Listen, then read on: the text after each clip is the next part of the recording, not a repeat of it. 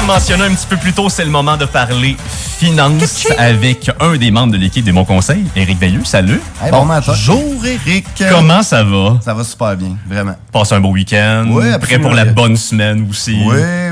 On a de quoi de le fun cette semaine, fait qu'on peut pas se plaindre. Ça, c'est quand même bien intéressant. Puis là, aujourd'hui, tu voulais t'adresser un petit peu plus aux entrepreneurs. Parce qu'en Beauce, Dieu sait qu'on en a des entrepreneurs, justement, des PME, on en a plein.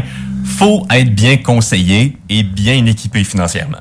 Ben absolument. Puis quand on commence en entreprise, ben on le sait au début, ce qu'on veut, c'est être capable de manger. C'est la base. T'es subvenir à ses besoins. On commence notre entreprise, puis on devient profitable après tant d'années, puis on a des dépenses, puis tranquillement, pas vite, ben veux pas, il va arriver un de vos amis constater, tu vas prendre un prêt, mettons, hypothécaire, tu vas hypothéquer une bâtisse, tu vas prendre un prêt pour rassurer ta flotte de trottes, tu vas.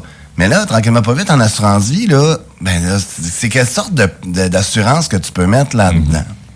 Puisqu'en assurance, on sait qu'il existe les produits temporaires qui sont comme une location d'assurance. Le temporaire, tu peux avoir un temporaire 10 ans. Tu es assuré pendant 10 ans à la prime qu'on t'a donnée, c'est la moins chère sur le marché.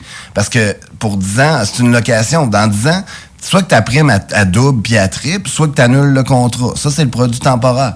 Mais il existe aussi les produits permanents. Les permanents, c'est, mettons, tu vas payer pour une assurance, mettons, tu vas mettre 1 million, ben dans 10 ans, tu as fini de payer ton million, il t'appartient, il est à toi.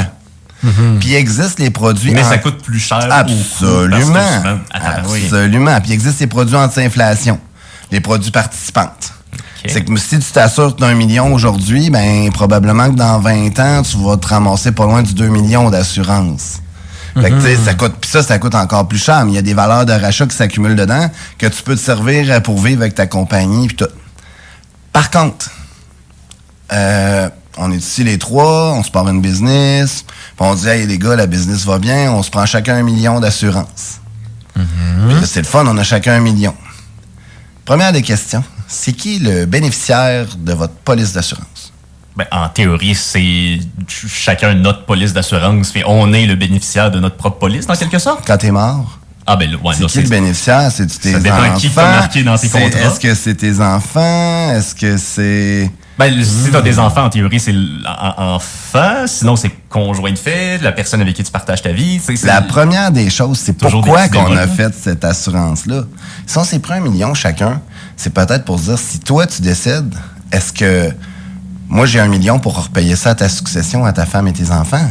Parce qu'il faut que je rachète tes parts. Puis je veux pas nécessairement travailler avec ta femme. Là. Peut-être que le dimanche, elle me tape ses nerfs, elle.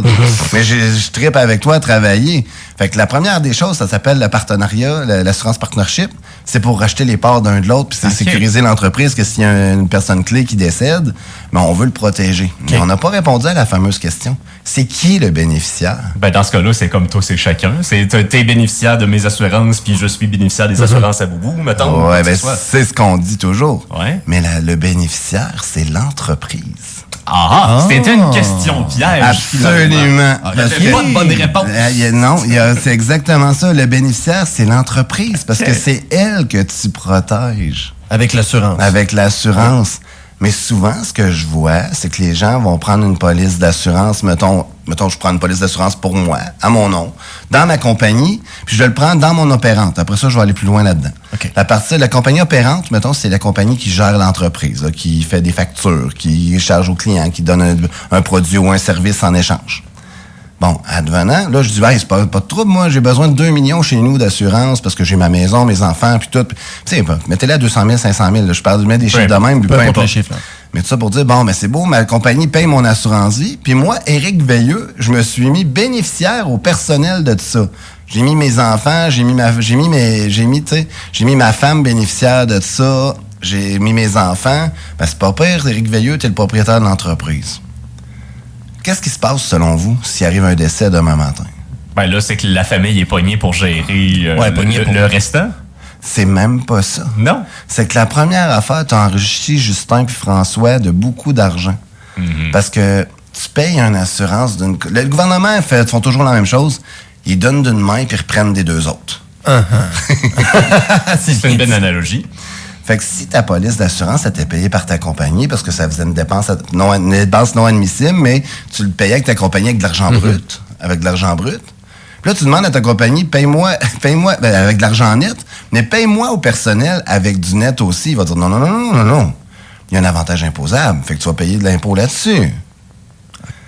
Fait que c'est super, super important que ça soit la compagnie qui soit le preneur et qui soit le bénéficiaire. Puis là, je parle vraiment de la partie opérante de ta compagnie, puis je parle d'un produit temporaire. Non, parce que là, ça impliquerait pas, mettons, les assurances permanentes ou quoi que ce soit. Non, parce que là, il y a un autre problème si on fait ça. Il y a plein d'astérix, opérant. finalement. Exactement. Fait que ce qui est important de savoir, c'est que quand tu prends une police d'assurance, ben, tu es l'assuré, mais ta compagnie est le propriétaire et le bénéficiaire de l'assurance. Après ça, il y a une swing qui existe de l'impôt qui s'appelle le compte de dividende en capital. À partir de moi j'appelle ça, c'est comme un tuyau, là, c'est comme un bypass, là.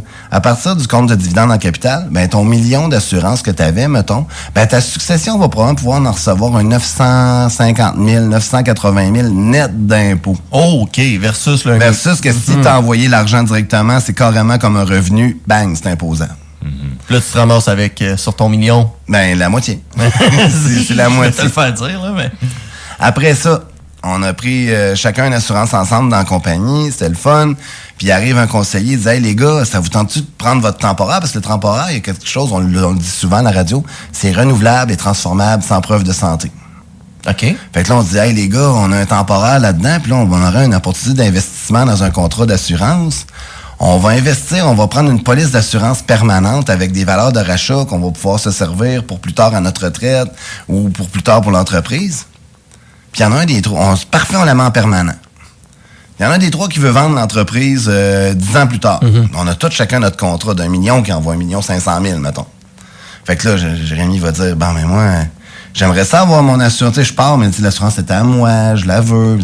Mais Jérémy, il a poussé un bras dans le front. Il a 2 cancers puis 3 sida. Ça va pas bien. Non, il est magané.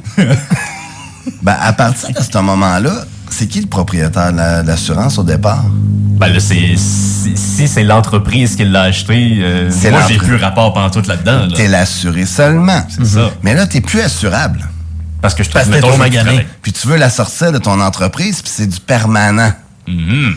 Ça veut dire qu'il faut que tu la rachètes à ton entreprise à la valeur qu'elle coûterait aujourd'hui si tu l'achetais avec ton état de santé. Parce que c'est un méchant avantage imposable. Fait que là, on met l'actuaire là-dedans, l'actuaire va compter.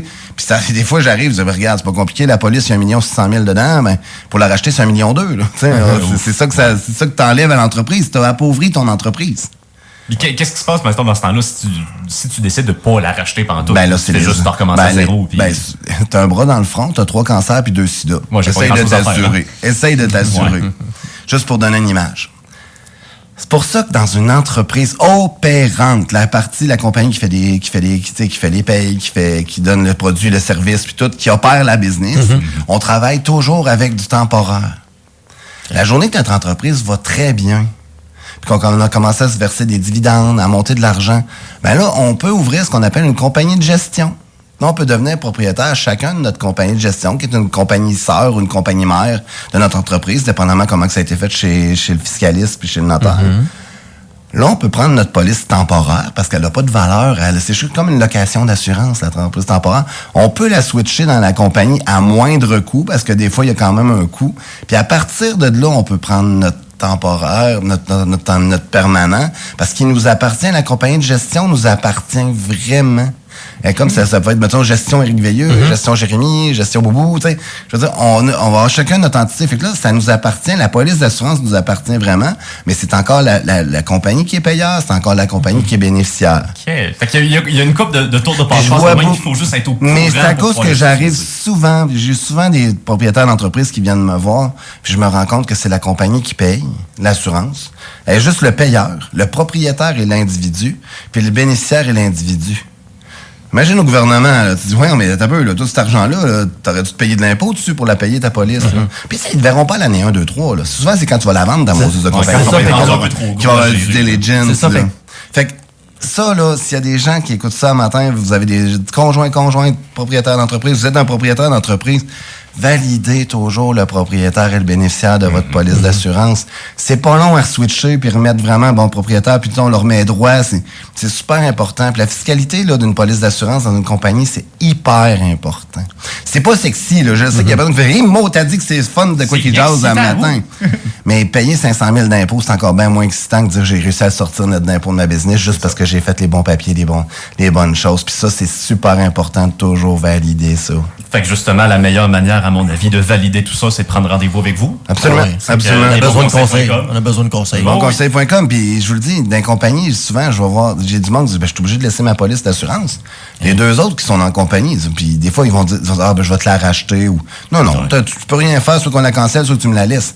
Les deux autres, tu dis, attends un peu, la chose, il est déjà malade, là. On va regarder la police. Puis c'est un placement, tu sais.